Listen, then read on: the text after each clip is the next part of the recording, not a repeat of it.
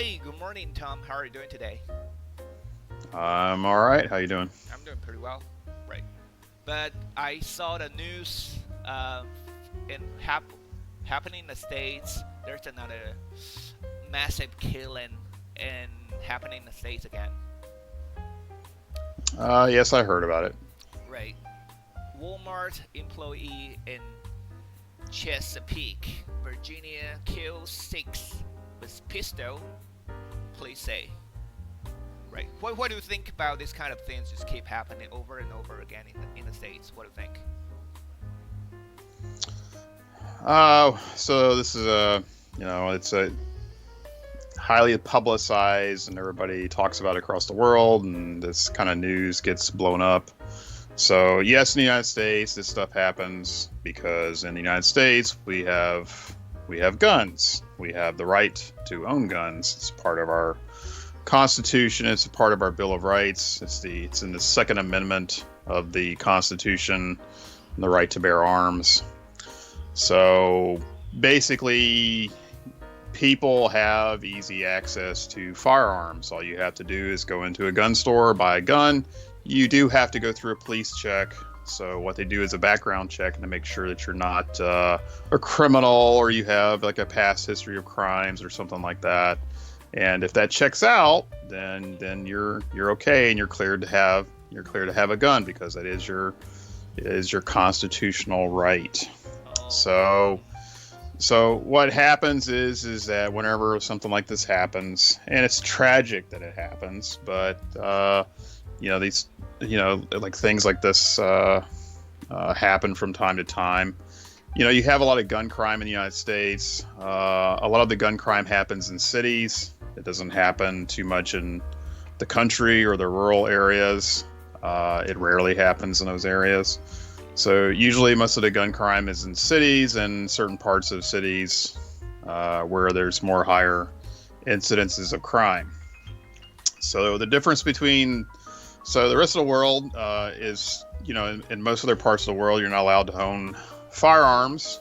And so when something like this happens, everybody's like shocked and like, why does this keep happening in the United States? And like, why do Americans have such a big problem with killing each other with guns? Well, it's because in most other countries in the world, you're not allowed to own guns. Exactly. So if you're not allowed to own guns, you're not going to kill people with guns. However, if you were to look at murder rates in the world and you would go investigate that, you would find that there are higher incidences of murder in other countries outside of the United States. So they're not killing each other with guns, they're killing each other with knives or sticks or rocks or something else. I have no idea, but it's not really, to me, it's not really a question of guns per se, but murder. So it's the big problem here that the news and the media makes a big deal about is that these people were killed with a gun. And so the people that run the media, these rich or powerful, elites, or I don't know, these people don't like people owning firearms, so they don't they would like to keep highlighting this issue. So, and at the same time they'll turn a blind eye to the high murder rates in other areas of the world, because they don't care. Oh, I see. So I think I agree with you. The problem is not about arm control. The problem is about anger management.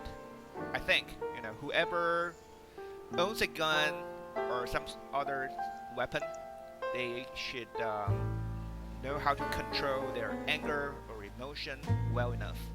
So yeah, so I guess the criteria, the focus should be more on the people who use it instead of gun control. Yeah, I agree. It should be on either anger management or like mental health, or focusing on like trying to discovering what the root causes are, rather than like going after people that legally own guns or people or just the weapon itself, because even if you get rid of the weapon or the guns, the people still will have access to other weapons and they'll still commit crimes with those weapons. So it's not so the underlying issue should be to focus on like either mental health or find out what the root causes are to have more of an investigation. One of the things I think causes a lot of this stuff is, you have high incidences of depression. You have a lot of medication that's prescribed for people for mental health issues. I don't know if it's always helpful.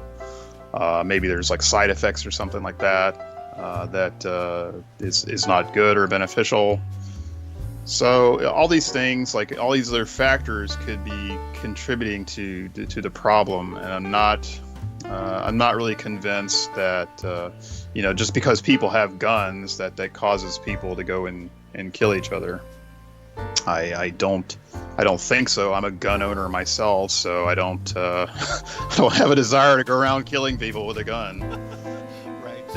So like you said, gun itself is not a problem. The problem is the people who owns it, right? Who own it, right? Yeah, and their underlying problems, like maybe it's like stress or something. So again, the focus should be on investigating what are the root causes of murder or violent crime, rather than focusing on the objects of the crime. Exactly. Or the objects used in the crime. I totally agree with you. Right. And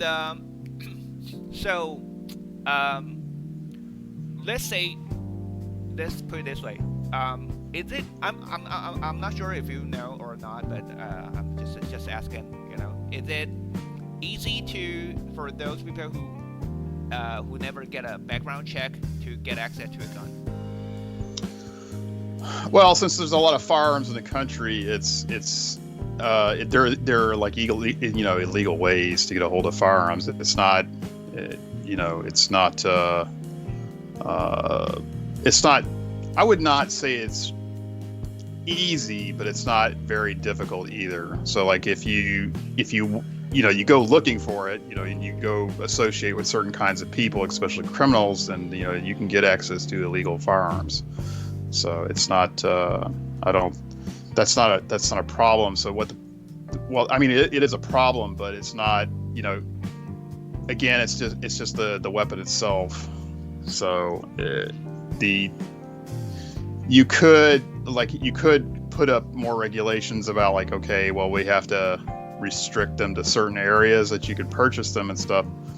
The problem is once a person buys them, it kind of goes out of control of the system. So like if say a person buys it legally, they could sell it to somebody else. I don't think they're supposed to, not without going through the proper checks, but it does happen. So. Oh, by the way, there's another problem. That's another question for you. Let's say if you own a gun, right? Will the police able to track who's the owner through the gun? For example, like is there a serial number on the gun itself? Yeah, I think so. Yeah. Oh, okay. So let's say if you own it and then you sell to someone illegally. And it turns up in a crime. Yeah, you're going to be held responsible for it, or you're going to. You could get in trouble for it. Yes. Oh, okay. All right. So I guess. But what they usually do is they take these guns and they have a way of getting rid of the serial numbers or scratching them off. I don't know. So I'm not that knowledgeable about how illegal firearms are come into existence. So. Yeah, I guess maybe there is a way to get. There must be a way around it, right? But then again, I think the problem is about the people who use it instead of the pistol itself, right? The weapons themselves, right? Yeah. Yeah, and most firearms that like most gun crime in the United States is done with pistols. It's not with, like a lot of the media and politicians, they make a big deal about assault weapons and the AR-15 and usually in killings where like there's gun crime, the AR-15 is not involved. So it's usually with like smaller like handguns, pistols, because these are the kind of weapons you can hide easily. Like you can't hide an AR-15 very easily. So for such a big weapon, right? It's really hard to hide. Yeah, pretty noticeable. All right. So okay. So thank you so much for the interview today, and I really appreciate it. And all right. So I'll see you next time then. All right. Thank you. Take care. Okay. Bye bye. All right. Bye bye.